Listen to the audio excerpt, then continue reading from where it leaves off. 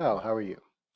Good. Thank you so much for spending time with us. Of course, an Ottawa-based epidemiologist, associate professor in the Faculty of Health Sciences at the University of Ottawa. We noted early this morning, Doctor, you have an opinion piece out in the Ottawa Citizen today addressing 6 things government should be doing now about COVID. Walk us through why this was an important piece to put out, at this time. Well, first is that we're in the beginning stages of a seventh wave, and that's been officially acknowledged now. When I wrote the piece, it hadn't been officially acknowledged. So I wanted people to know that COVID still exists. We see people walking around pretending that the pandemic is over. People in social media claiming that it's over. It's not over. But I understand that because of vaccination and other tools we have to keep it at bay, we have most of our lives back. But we are still looking down the barrel of a seventh wave and maybe a rough fall with hospital closures, with transmission in schools, with a new variant, waning immunity from vaccines, and so forth. So it's important that we have some tools on the table, and it's important that people be aware that there are things that we can do as a society to keep this disease at bay without having to close down the economy or schools or anything like that. And I think, certainly we head back to March of 2020. Many of us felt like we were on the back foot in terms of equipment, PPE. There was, I look back on that time, it was such a stressful time. And I understand your first recommendation is about N95 masks. Walk us through this one. Right. So COVID is airborne. Let's say that up front, and that means it transmits like cigarette smoke. It's floating around you. If you happen to be infected, you're exhaling it and it's lingering around your face, and it can linger well after you've left the room. As a result, many of the other kinds of masks, the basic cloth masks, even the simple blue surgical masks a lot of people wear, aren't ideal. What you want is a respirator style mask that hugs your face. So that means N95 or KN95. These are more expensive though, and some people can't afford them, at least not in bulk. And so it's important that I think the government subsidize or make them free for everybody this way that your income does not gate whether or not you become infected. Otherwise, we have a situation where the low income are the ones most likely to be infected, assuming everyone chooses to mask up. That's simply not fair. The low income are also more likely to be in jobs in which there is more transmission, jobs in which you can't work from home, for example.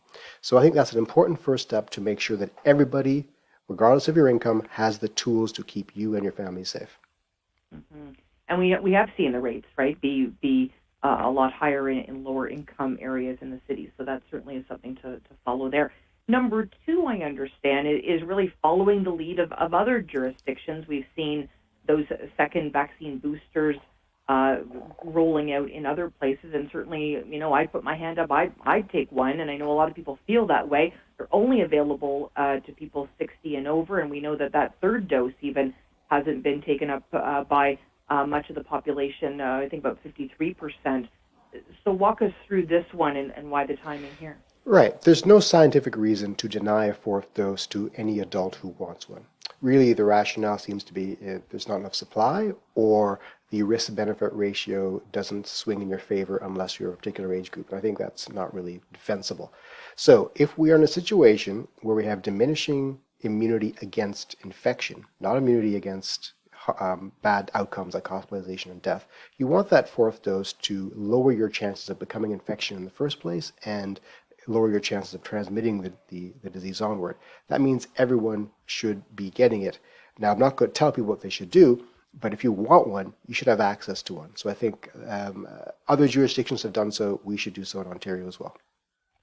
And Doctor, the third, as I understand it, is the development of new vaccines. And this one is interesting for me. Walk us through this one.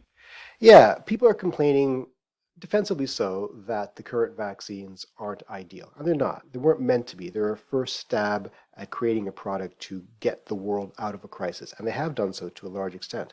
But what we need are a new generation of vaccines that offer widespread protection against all coronavirus variants, not just the current ones, and also ones that prevent transmission, not just serious disease. And there are a couple of options for that. One is an intranasal vaccine, and that's being tried in many labs around the world. Intranasal vaccines have the promise of preventing infection and transmission, not just serious disease. And a pan-coronavirus vaccine has always been the holy grail for this sort of thing. And there's work being done on it. So one of the rate limiting steps in getting these to market is money. Unless the government steps in and underwrites the cost of clinical trials, this will take many more months than it needs to. That's how we got these initial vaccines in the first place, in lightning fast time, because the government underwrote the financial risk. We can do the same thing for the next generation of vaccines. You've used a term that I'm not familiar with, and I'd love for you to explain it. So when you speak about pan-coronavirus, what does that mean? It means it's good for SARS, it's good for MERS, it may even be good for some aspects of the common cold. But the idea behind a pan-coronavirus vaccine is that it's not targeting a particular variant that's currently circulating. It's targeting the whole family of virus such that any future variants will also be accommodated by this vaccine. And we always think about the little ones. We know in the United States that those children under the age of 5 are receiving a vaccine, but in Canada, not so much. Yeah, now, new word out of Health Canada is that they'll make a decision about this sometime in the middle of July, which is great, but it's too late. The data has been with us for a while. We know what the data says. The United States has decided it's good enough for their population. It's good enough for our population, too. We have about 2 million kids under 5 in Canada. They need protection. I'm the father of one of them, and I want my kid to have protection before he goes to daycare in the fall. So I think that should be expedited. Mm-hmm. And let's talk about sick days. I mean, this has been a theme throughout the pandemic, the sick day. We know that, many people that were, making minimum wage, even though they were sick with corona, with COVID, they were heading to their workplace. And then, of course, 10 more people would become infected. I mean, we saw the effects of that. They couldn't take the day off. They couldn't pay the rent. Let's talk about this sick day piece. This one should be a no-brainer. And frankly, it's one of the things the government is supposed to do well is fiddle with the economic levers to establish some sort of public health outcome. So it doesn't require any scientific knowledge, it's just an understanding that sick people need financial backing so they can stay home. We have large numbers of people working in largely low-income environments where they must go to work to pay their rent, even if they are deathly sick. So they have a financial incentive to infect others, frankly. We cannot allow that to happen. And there's plenty of data, lots of studies showing that when you allow sick people to stay home, you reduce the number of sick people in the workplace, and reduce the presence of COVID all around. So it's a no-brainer to me, and it should be done not just for COVID, but for any kind of disease coming down the pipeline. Mm-hmm. And we have number 6 I want to get to too. But when you just said, what's coming down the pipeline, I mean, a number of months ago, I think probably at the beginning of COVID-19, when we first started to speak, Dr. Deonandan, I looked back on research you had done, and this is just from my memory, but I believe it was done in 2016 maybe, where you talked about a pandemic, and that reality came true 4 or 5 years later. I mean, this is something that's been on your mind, not just in March of 2020, obviously. And not just my mind. Pretty much every epidemiologist knows or knew that a world pandemic was coming of this nature. We didn't know what species it would be. Most of us thought it would be influenza. An influenza pandemic is still coming.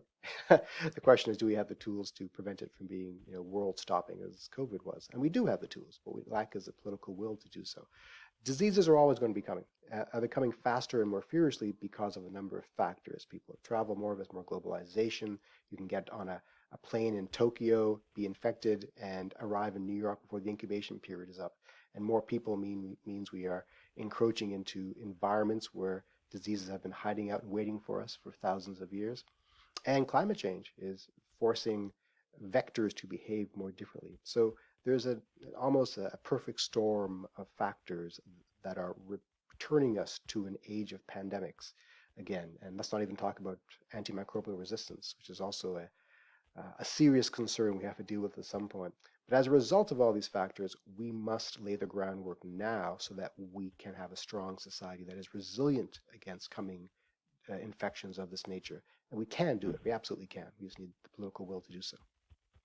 And one of the biggest themes, of course, through this whole time is the messaging. And we've received, unfortunately, sometimes mixed messaging and confusing messaging. But the bottom line is the messaging regarding the time we're in now. I mean, when I think about October, November, December, that feels like a minute away for me. And in many ways, from a COVID-19 perspective, it is a minute away, isn't it, Doctor? Absolutely is. Like blink twice and it's the fall already. Summers go by very, very quickly.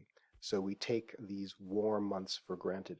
We need people to understand that the disease, the pandemic is not over.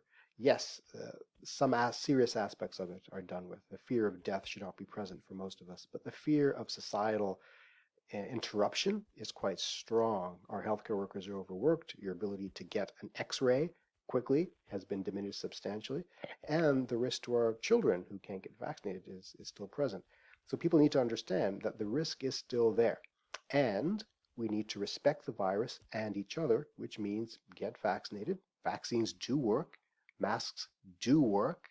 Public health is on your side. There is no vast conspiracy trying to force a tracking device into your body or whatever the current theory happens to be. So I think public health, they're overworked, but we kind of dropped the ball in combating the misinformation and in reminding people of what they can and should be doing to keep themselves and the communities safe. Hmm. And Dr. Deonandan, when you wrote this op-ed piece for the Ottawa Citizen, obviously you want all those citizen readers to see it, and you wanted, of course, to get some attention on it. But if you could have one person read this and actually take action, is that the Prime Minister? Is it Premier Ford? Who are you looking to have pay It's a attention good to question. this? And when I say what governments can do, I mean all levels of government. So incentivizing the creation of new vaccines, that's a global viewpoint. That's the American government, that's the Canadian government, and so forth. When I talk about getting fourth doses into more people, that's a provincial choice. That's Mr. Ford in Ontario. When I talk about okaying doses for kids under 5, that's a federal choice. So a lot of people can intervene here and make the appropriate choices.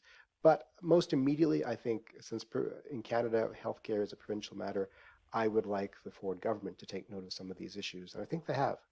I think there will be some action on at least some of this coming soon. Well, we're certainly going to be following that closely, and you're always so generous with your time, Dr. Deonandan. I really appreciate it. My pleasure. Thank you very much. Thank you so much. Dr. Raywat